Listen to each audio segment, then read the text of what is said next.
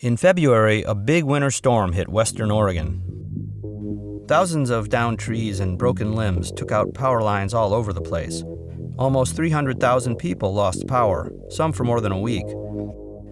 Some friends of mine in Salem had to bug out to a motel in Corvallis for 4 days with their pets to escape the near-freezing temperatures in their house. It was a mess. But that was a picnic compared to what's in store after that big earthquake we keep hearing about. The long-feared 9.0 magnitude Cascadia subduction zone earthquake, which seismologists say is inevitable, will be one of the worst natural disasters in American history. It could claim thousands of lives and force tens of thousands more from their homes indefinitely. Buildings, roads, bridges, seaports, airports, electrical and telecommunications grids, natural gas and water systems, a lot of it will break. So on that happy note, welcome. I'm your host, Steve Franzel. In this episode of Engineering Out Loud, we'll zero in on the fate of the electrical grid and some ambitious research to figure out how much of it will fail, how long it will take to fix, and what can be done to get the juice flowing as soon as possible after the shaking stops.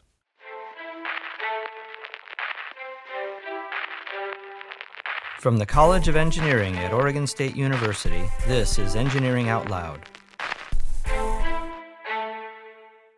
We would probably be looking at being without electricity for several months, perhaps up to 3 months, in the Willamette Valley. And along the coast, you would look at being without electricity for perhaps up to 6 months. That's Ted Brekken, a professor of electrical and computer engineering at Oregon State. His projections come from the Oregon Resilience Plan, a 2013 report that details what Oregonians can expect a major earthquake to do to the state's infrastructure. It also lays out the priorities and the actions needed to survive and to bounce back. If I had to sum up the findings in one sentence, it'd be, we aren't ready, but things are getting better. Because we have these broad estimates from the Oregon Resilience Plan that was based on expert opinion. And so, number one, I want to see how our numbers compare to that. Not a qualitative analysis, but this actual quantitative analysis that we're doing. To create that analysis, Ted is leading a team of 3 other researchers whose expertise covers power systems operations and analysis, geotechnics, earthquake engineering, mapping, and spatial analytics. Their main objective is to determine how much of the system will fail and how long will it take to restore. The foundation of their analysis is a computer model of the Western power grid, which spans 14 states and about 2 million square miles. Most of it won't be touched.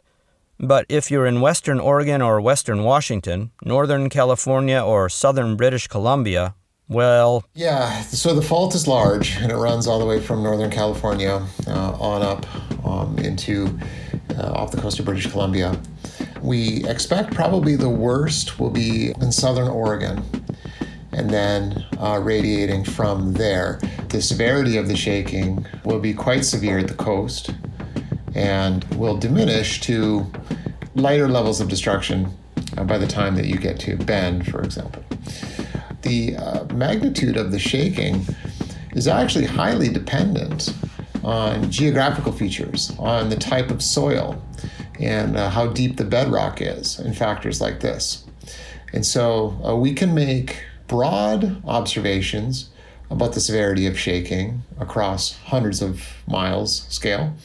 But within that, there will be local variation as well. There'll be some locations that might escape the most severe damage, and other locations where things may be very severe. And that difference could be as much as just, one city block from the next.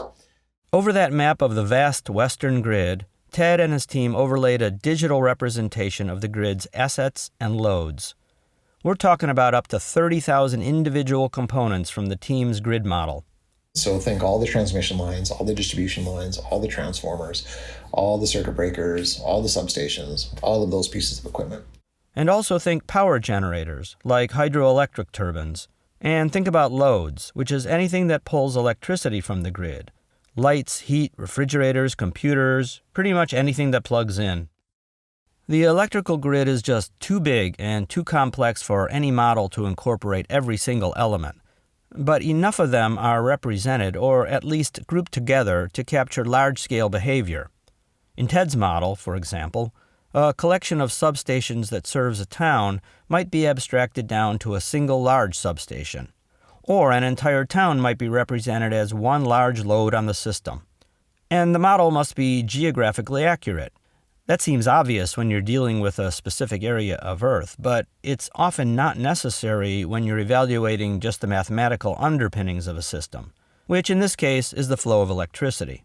For this research, we do need a model that is geographically accurate, meaning the generators need to be where the generators actually physically are, and the loads need to be where the loads physically are, because our shaking, the amount of shaking is tied to those locations. And I should also mention that I'm speaking specifically about shaking, because I think that's what most people think of when you think of earthquake damage, and that is a significant factor.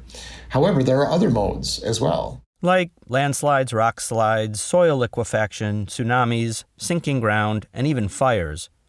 Some of those are accounted for in the model's computations.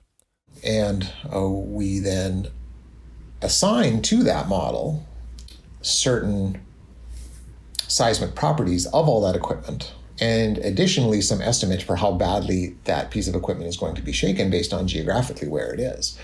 And so that allows us then to run this probabilistic analysis where we can hit the system with sort of a virtual earthquake. We can kind of roll the dice on all these pieces of equipment, and we can see which pieces of equipment fail. Then we can see if we have a viable system after that. Do we have an electrical system that can still operate in any way? And we run this test then, this sort of probabilistic analysis, hundreds of thousands of times. And that gives us then a probabilistic view of how bad we expect the system to be hit. On top of all that is a time element to predict how the system will fare in the hours and days after the earthquake. So the simulation is run shortly after the virtual earthquake, then again on the day after the quake to see how much of the equipment is still functional and what's been fixed or replaced. Then again on day 2, day 3, day 4, and so on. Again, we have a certain system. Some assets have recovered, some haven't. We check whether that's a viable system. We flag that result. Then we move forward another day. So let's just take this specific example of a transformer. Let's say that we roll the dice and a transformer has failed. We will virtually move the clock forward one day. And let's say for this transformer, there's a 10% chance on any given day that you're able to get it replaced. So we'd move the clock forward one day, and we'd roll the dice on a 10% chance that we get that transformer back. Right? Let's say that we don't. All right, well, that transformer's still out. And again, we do this for all of the assets in the system. The estimates for how long it could take to fix or replace an asset were determined by talking with lots of experts. If you had a failed transformer, right, what are the chances that you could have a replacement for it one day later, or a week later, or a month later, right? What is your organization looking at? How quickly could you get technicians on site? How quickly could you get the equipment in hand? How quickly could you, get it installed and get up and running again? That's the number I'm really looking for.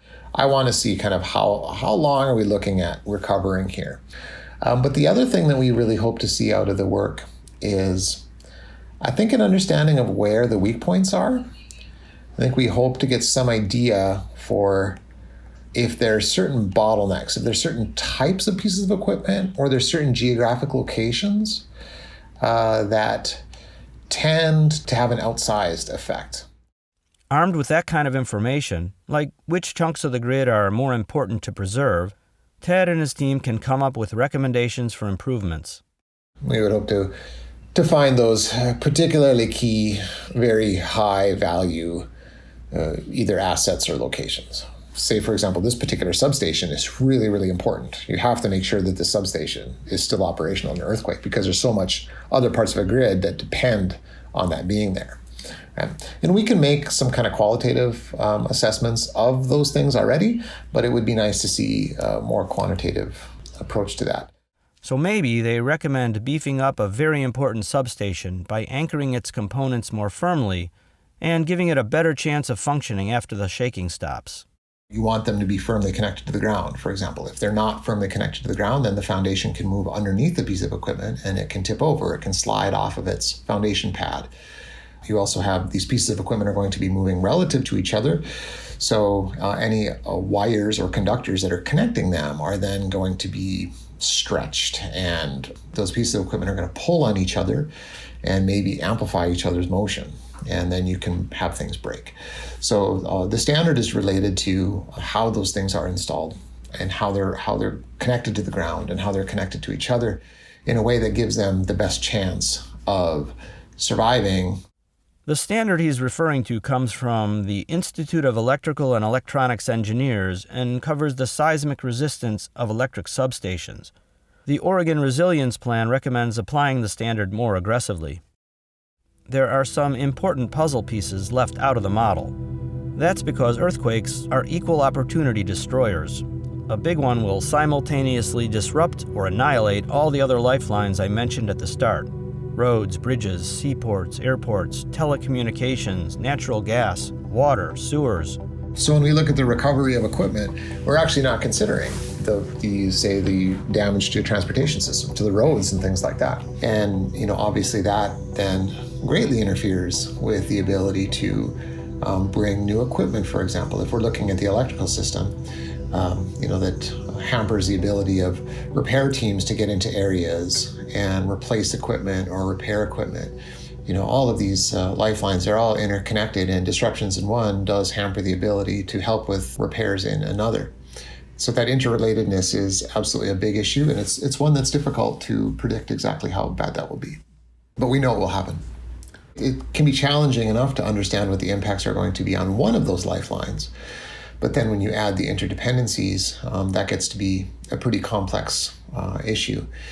You start as simple as you can, and then you add complexity as you move forward. And hopefully then in future years, this work will add even deeper understanding about how we're connected to the other lifelines, for example. So the virtual earthquakes have been run. The thousands and thousands of recovery simulations have been logged. A full analysis of what it all means will take a while, maybe another year or two. Putting together a recovery plan to ease the burdens of that terrible day will also take some time. You can take a little consolation from knowing that utilities and state agencies have not been idle when it comes to hardening our infrastructure. The utilities in the area have been very aggressive since the publishing of the Oregon Resilience Plan to implement those standards. And so we are currently in the midst, actually, of upgrading a lot of the electrical equipment. And there's still a lot of work to do, but a lot has been done, and it's encouraging to see that movement. This episode was produced and hosted by me, Steve Franzel, with additional audio editing by Will Havner. Ted's research colleagues at Oregon State are faculty members Eduardo Cotilla Sanchez, Michael Olson, and Armand Studline, and research assistants David Glennon and Eve Lathrop. Our intro music is The Ether Bunny by Eyes Closed Audio on SoundCloud and used with permission of a Creative Commons Attribution license.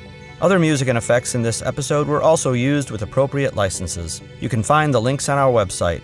For more episodes, visit engineeringoutloud.oregonstate.edu or subscribe by searching Engineering Out Loud on your favorite podcast app.